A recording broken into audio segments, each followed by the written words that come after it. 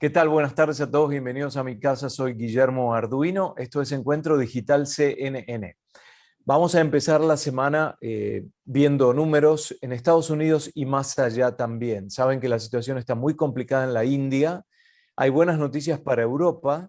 Los números siguen bajando significativamente en España, ¿saben? Y además están vacunando a razón de 500.000 de personas por día en un país de 40 y tantos millones. Eso en prácticamente 100 días tendría su población vacunada. En Estados Unidos hablamos que ya una cobertura con una dosis es significativa, mejor aún con dos dosis. Los adultos mayores están casi en un 70%, si es que no se ya se llegó a cubrir completamente inmunizado, un sector muy vulnerable. Pero vamos a hablar con el doctor Pablo Moreno Franco, que está en Jacksonville. Él es jefe del Departamento de Medicina de Cuidados Intensivos y jefe del Subcomité de Supervisión de Calidad de la Práctica Clínica en la Mayo Clinic, en la ciudad de Jacksonville. ¿Cómo le va, doctor? Muy bien, Guillermo, muy agradecido por la invitación y muy contento de estar en tu programa. Son buenas las noticias en Estados Unidos y cuando la tecnología apoya, sobre todo con modelos matemáticos, etcétera, es fundamental. Pero la previsión o la predicción ahora se necesita más que nunca y puede ser de uso en Estados Unidos y para los que están un poco más atrasados en la vacunación en otros países del mundo. ¿De qué se trata este modelo computarizado de precisión para predecir tendencias del COVID-19? ¿Qué tendencias? Sí, el modelo que hemos desarrollado en la Clínica Mayo tiene, sinceramente, alrededor de un año de estar en uso. Este modelo inicialmente se generó de forma interna, ¿verdad? Porque la clínica lo que quería era poder predecir en términos de la cantidad de pacientes que íbamos a ver en las diferentes localidades de la Clínica Mayo y tenemos localidades en diferentes estados. Entonces, el modelo rápidamente tuvo que desarrollarse para poder cuantificar muy precisamente la cantidad de infectados por COVID-19 que habría en cada estado y por ende tratar de desarrollar entonces más detalles de cuántos pacientes de los infectados se hospitalizarían, cuántos pacientes de los hospitalizados requerirían cuidados intensivos, cuánto tiempo tardarían esos pacientes en el hospital, para entonces nosotros poder desarrollar mecanismos para manejar mejor la cantidad de pacientes que habría en cualquier momento determinado y poder hacer cambios ya sea en el proceso de admisión, en el proceso de eh, discharge, que es el mandar el paciente a la casa, y en cuanto a eso, poder ir moviendo los criterios de forma que pudiéramos mantener las operaciones. Entonces, ese modelo eh, se ha publicado y lo hemos dado gratuitamente al resto de los hospitales e instituciones interesadas, incluyendo muy significativamente, por ejemplo, el estado de Minnesota, su gobierno. Ellos han estado constantemente monitorizando el modelo para poder entonces prevenir no solamente dentro de la Clínica Mayo, sino dentro de todo el estado, la cantidad de camas que iban a utilizar con pacientes del COVID-19. Ahora, Entonces, ¿cómo, doctor, se basan, con qué información se nutre este sistema? Porque el coronavirus es dinámico y depende con la incorporación de las nuevas variantes. También hay picos en algunos lugares, en algunas localidades, que tienen que ver con la llegada de estas nuevas variantes. ¿Cómo van actualizando la información en el sistema para que haga una predicción precisa? correctamente. La pregunta es muy clave porque, por ejemplo, al principio, los únicos datos que teníamos eran de China o de Italia, que fueron los primeros países afectados grandemente, y por ende las predicciones no estaban muy acorde a lo que pasaba en los diferentes estados. Pero lo que hemos podido ir haciendo, este grupo se reúne semanalmente Ah. desde el marzo del año pasado, hemos ido ajustando el modelo a medida que el virus cambia y a medida que las poblaciones y más importantemente los comportamientos de cada uno de los grupos poblacionales cambian. Entonces, el, el modelo sinceramente es muy dinámico. Él ha ido cambiando a medida que ha cambiando las cepas del virus, a medida que han cambiando las medidas de protección de uso de mascarillas o distanciamiento social, de apertura. de escuelas, por ejemplo, y en base a eso, pues el modelo se va ajustando. Uno de los factores más importantes que te quisiera comentar, Guillermo, es que eh, uno de los principales datos que hemos incorporado desde el año pasado son los datos de movilidad, porque es muy importante saber qué tanto se está moviendo la población, ya sea dentro de un mismo estado o a través de los diferentes estados. De forma que ha habido incluso líneas aéreas que utilizan este modelo para poder prever la cantidad de personas que pueden estar infectadas y si hacer o no los diferentes tests para las personas antes que aborden, etcétera, etcétera. Lo Doctor, ¿cómo otro, manejan los eventos supercontagiadores? Por ejemplo, la Pascua, la Navidad, Thanksgiving, Super Bowl, etcétera, etcétera. Ahora que viene el verano aquí en el hemisferio norte, ¿no? Que se moviliza la gente en masa. ¿Cómo hace el sistema para contemplar estos eventos? sí, lo interesante en ese caso, Guillermo, es que nosotros no, ahí nadie inventa, es decir, ninguno de nuestros científicos de data, ninguno de nuestros microbiólogos o inmunólogos que están en el grupo, ahí nadie va a quizás a poner un factor que desconocemos, porque no sabemos necesariamente cuánto se va a mover la población. Lo que, lo que eso produce es que sabemos que el virus tiene un periodo de incubación específico y un periodo específico para desarrollar síntomas graves que requieren hospitalización. Entonces, en base a la movilización que ocurre en esas festividades, entonces nosotros podemos más apropiadamente, con más lujo de detalle, definir en 4 semanas o en 2 semanas en cuánto van a estar los casos en esa área. Lo que eso genera, sinceramente, es que el modelo es muy, muy bueno para predecir lo que va a pasar en las próximas 4 semanas. Excelente. Para lo que va a pasar en 4 meses es menos efectivo por las cosas que hemos conversado. Por ejemplo, los eventos de grandes movilizaciones o grupos que se reúnen muy juntos sin protección. ¿Qué hay, doctor, con el proceso de vacunación? Me imagino que habrán notado un cambio, ¿no? Cuando incorporan los datos ahora, esta disminución en casos que se observa repetidamente, y voy a buscar ahora el último dato de CNN porque todos los días vienen con el resumen de los casos que hay de vacunación y cuánto ha subido o bajado este, en la semana. Vamos a buscar, Jamie. Estoy pensando la persona que lo emite, justamente, acá está. Le voy a decir los números de hoy para que tomemos eso como referencia, ¿no?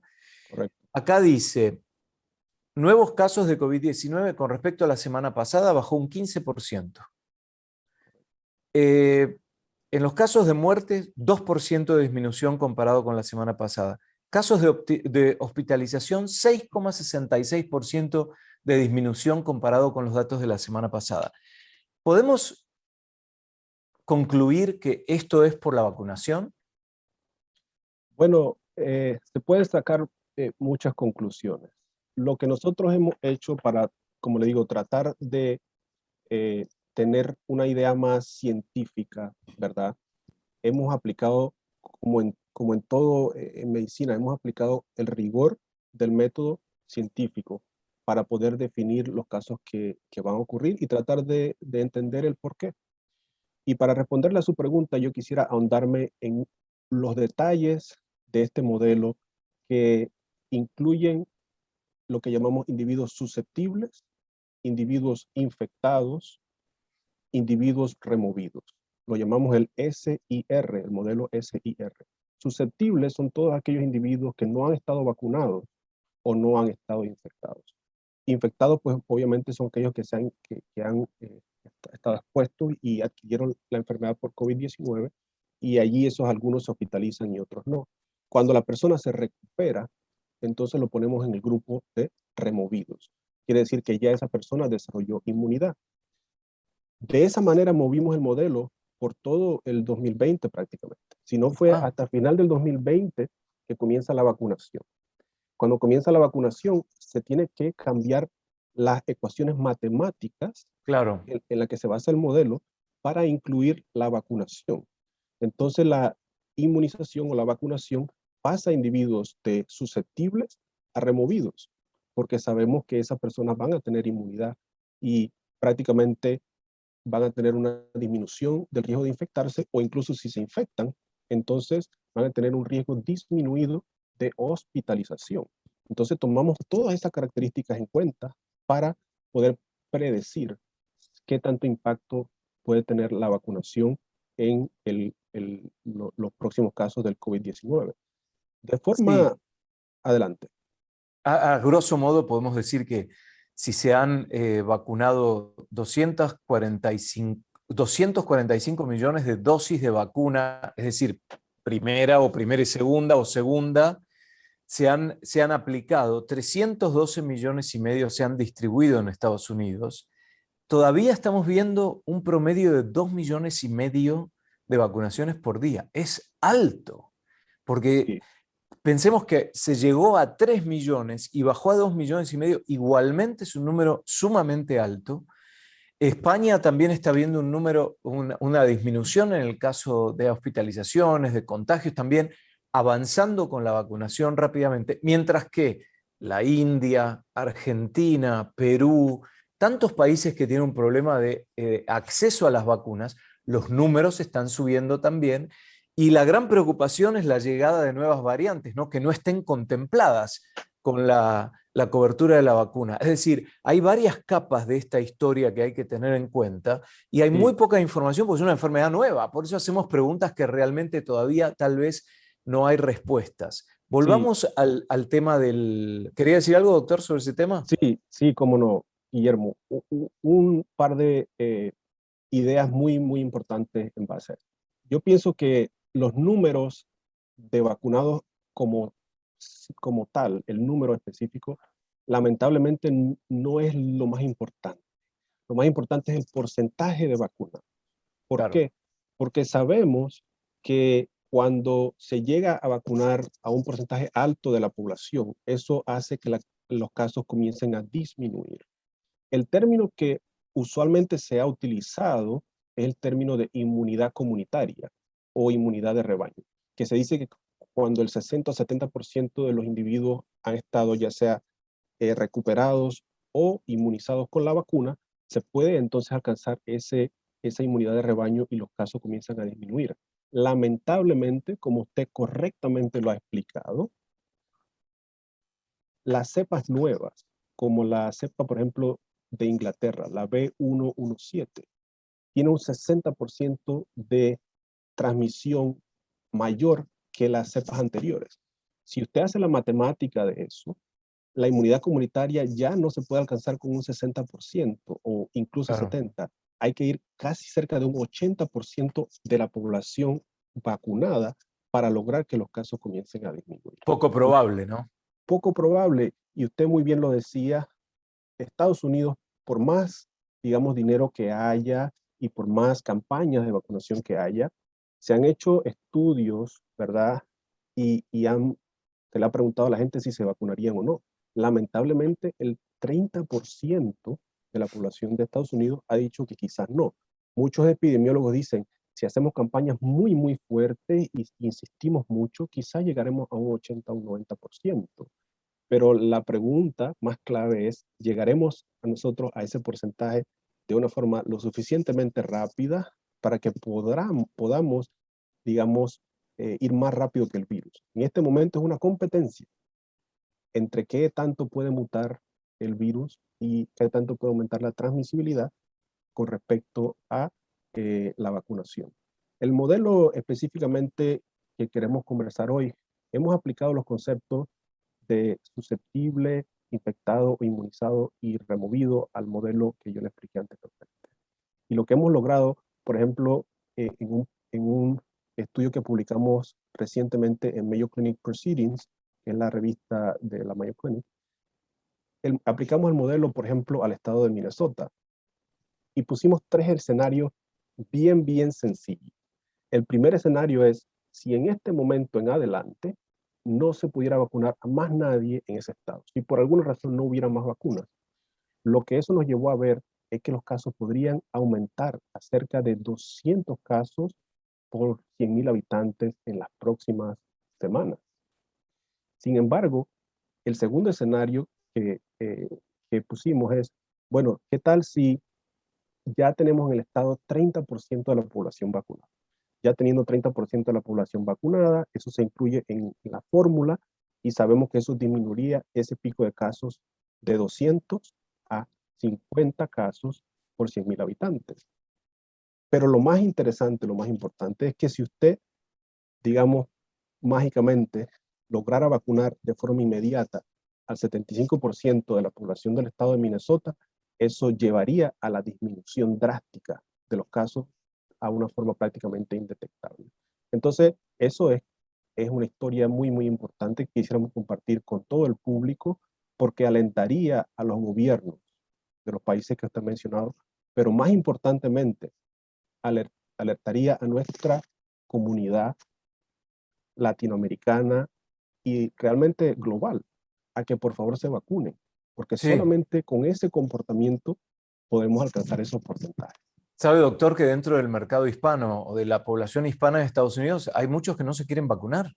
Y no es por miedo a la situación inmigratoria, porque se han puesto iglesias, consulados, han mandado mensajes diciendo vengan a vacunarse, no tienen que presentar no va a haber policía, no va a haber ninguna necesidad de presentar seguro médico, constancia inmigratoria, regularidad, nada, vengan a vacunarse. Sin embargo, existe la reticencia por parte de los grupos más vulnerables, que son los que tienen que salir a trabajar día a día por el jornal y por llevarse ese dinero en efectivo a su casa para alimentar a su familia. Existe la actitud reticente con respecto a la vacuna. Es increíble. Es increíble, pero eso también nos lleva a analizar que es una misión muy, muy importante la que, por ejemplo, usted tiene como un comunicador social y que todos nosotros tenemos, porque hemos querido hacer campañas, hemos hecho presentaciones a grupos latinoamericanos, tanto de Estados Unidos como de América Central y América del Sur, porque queremos crear conciencia. Entonces, es indispensable que llevemos la información correcta a nuestra comunidad. ¿Por qué? Guillermo, lamentablemente aquí no hay una pandemia, hay dos o incluso tres, ¿verdad? Sabemos que hay la pandemia del COVID-19, sabemos que hay la sindemia, que es cuando hay otras comorbilidades, por ejemplo, la diabetes, la hipertensión, la obesidad. Esa es otra pandemia que existe en nuestra comunidad y que hay que atacarla para poder disminuir los factores de riesgo. Pero el factor más importante, la pandemia más importante que hay, es la infodemia, que es la Sí. información incorrecta que se genera en redes sociales y que se dispersa de una forma muy rápida.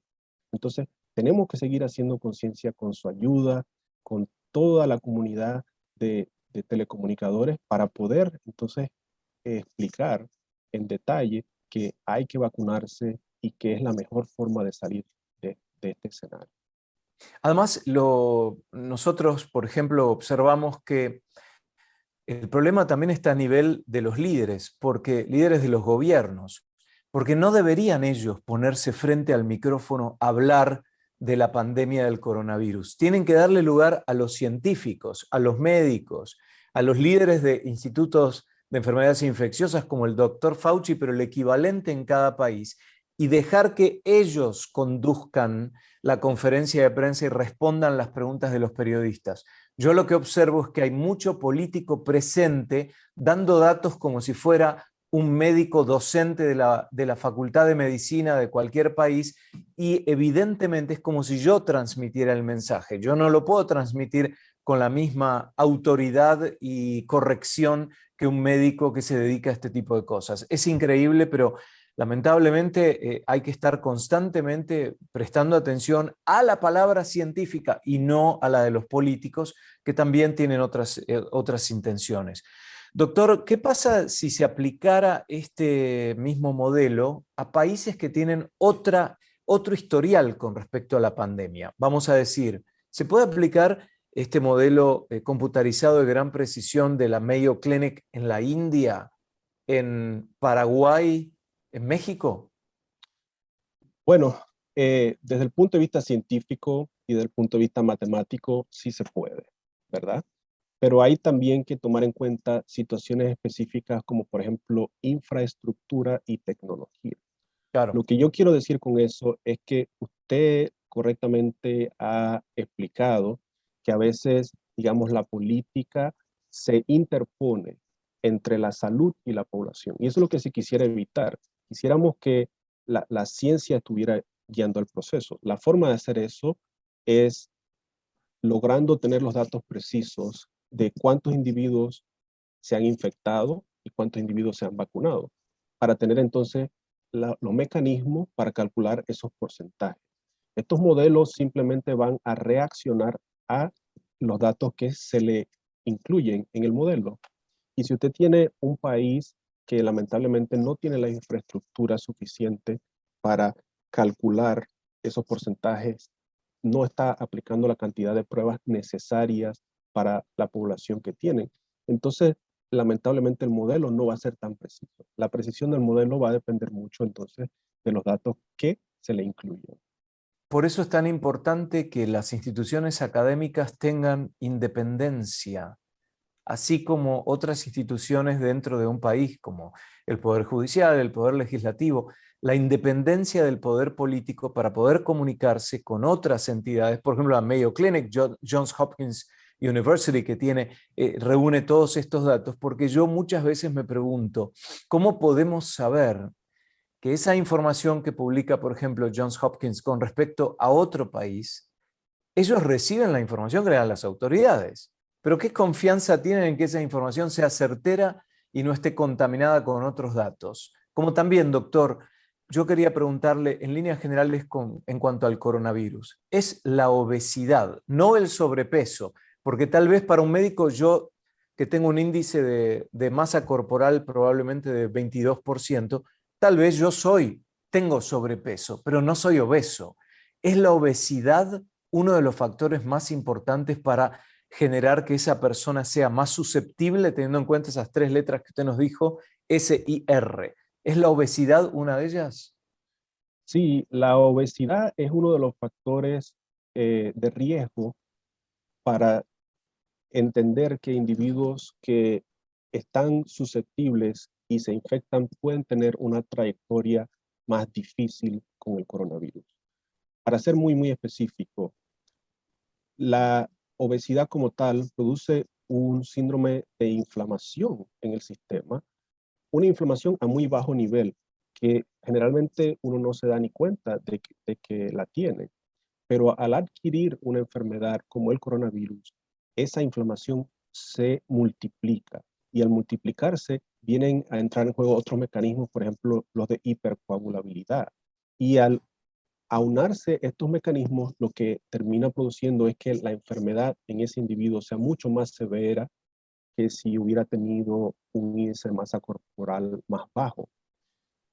Entonces, para efectos prácticos, la transmisibilidad es la misma, pero la gravedad de la enfermedad, el terminar en un hospital o terminar, por ejemplo, en una unidad de cuidados intensivos donde yo trabajo, es mucho más alta en pacientes obesos. Claro. Para hacerle ejemplos un poco más específicos, hemos visto a través de la pandemia muchos cambios en cuanto al lo que se dice en inglés el profile, el tipo de pacientes El que perfil. exacto, el perfil de los pacientes que se admite.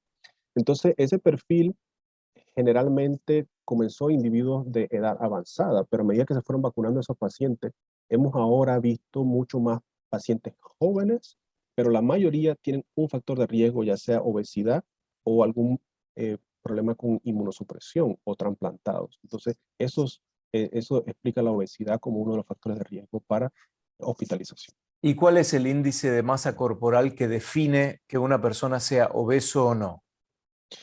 Bueno, eso va a depender de los grupos poblacionales. Hay diferentes puntos de corte Ah, en cuanto a eso.